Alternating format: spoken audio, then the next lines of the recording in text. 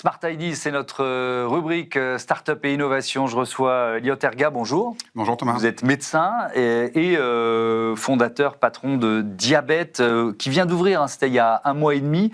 Alors c'est un pôle qui rassemble les spécialistes du diabète. Pourquoi vous l'avez créé ? Exactement. Eh bien, le constat pour la prise en charge du diabète, c'est qu'aujourd'hui, il se fait majoritairement en ville. Ouais. Il faut savoir que 90% des patients diabétiques de type 2, donc il y a 2 types de diabète, mais ces patients représentent la vaste majorité du volume de patients, consultent énormément en ville et des praticiens qui sont multiples et souvent isolés les uns des autres. Par exemple, vous avez évidemment le suivi en médecine générale, mais également besoin d'un cardiologue, éventuellement d'un diabétologue, d'un néphrologue ou un podologue. Tout ce parcours de soins épars, ça complexifie énormément à la fois pour les professionnels de santé, mais aussi pour les patients, le bon suivi des recommandations de prise en charge. Donc l'idée, ça a été de quoi ? De réunir tout le monde dans un pôle unique, c'est ça ? Exactement, de reconcentrer un petit peu autour du parcours de soins sur des lieux de consultation proches des patients. Donc là, on a fait notre première ouverture dans le 13e arrondissement. À Paris. Exactement, avec l'intégralité du parcours de soins dont ont besoin les patients en médecine de ville. Parce que sinon, un patient diabétique, il peut avoir combien de consultations différentes par an et de spécialistes ? Vous en avez cité quelques-uns, mais tout à fait. C'est 5, 6, 9, 12, je ne me rends pas compte, moi. La donnée qui est fiable, c'est surtout sur le suivi en médecine générale. Un patient diabétique va consulter un médecin généraliste 9 à 13 fois par an. Ce à quoi... Généraliste. Exactement. Donc on rajoute tous les spécialistes. Exactement, doit se rajouter normalement le cardiologue, l'ophtalmologue, etc.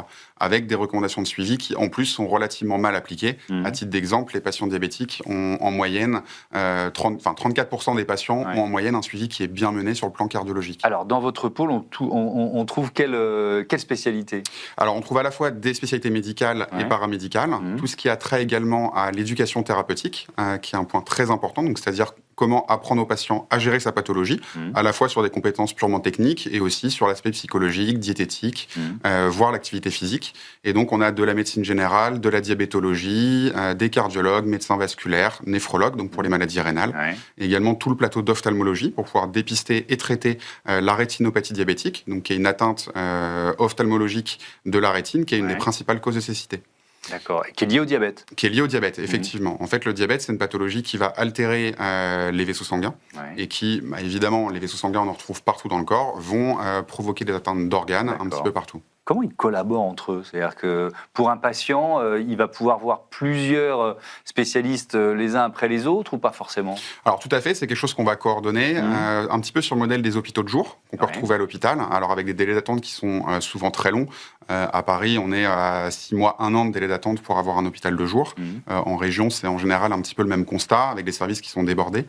Donc l'idée, c'est effectivement de pouvoir convoquer les patients, par exemple sur une matinée, et de pouvoir réaliser leur bilan annuel. Donc par exemple, qu'ils puissent voir leur cardiologue, le médecin généraliste, et puis par exemple le podologue également, pour éviter aux patients de consulter tout le temps, même si la base du volume de consultation va effectivement rester la consultation classique. Vous prenez rendez-vous avec votre cardiologue et qui va éventuellement vous adresser derrière les autres praticiens. Est-ce que dans le modèle de ce pôle unique diabète, il y a de la télémédecine, des outils numériques, de médecine numérique que vous avez intégrés ? Tout à fait. Alors déjà, il y a un gros travail sur, nous en interne, le dossier patient, pour pouvoir avoir un partage d'informations entre tous les praticiens. Une des grosses difficultés pour les médecins, c'est d'avoir accès à l'information. Aujourd'hui, si j'adresse un patient chez un cardiologue, je suis pas sûr d'avoir le retour d'information. Et donc ça, forcément, ça réduit la qualité de la prise en charge. Et ensuite, il y a tout ce qui est téléconsultation, pour faciliter effectivement, par exemple, pour des patients qui pourraient pas se déplacer ou qui habitent loin, d'autant plus que le diabète, c'est une pathologie qui touche un peu plus les populations âgées. Et enfin, tout ce qui est télésurveillance, notamment des patients sous pompe à insuline. Un dernier mot sur l'avenir. Vous venez d'ouvrir. Je crois que les premières consultations viennent d'avoir lieu, mais il peut faire des petits, ce pôle unique ?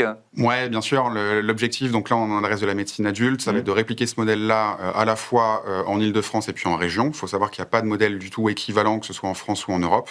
Et puis s'orienter sur des parcours de soins complémentaires, comme la prise en charge du diabète gestationnel, le diabète de la grossesse, ou en population pédiatrique, autour d'un pôle mère-enfant. Merci beaucoup et bon vent à Diabète. Voilà, c'est la fin de ce Smart Impact. Je vous dis tout simplement à demain sur la chaîne des affaires. Salut.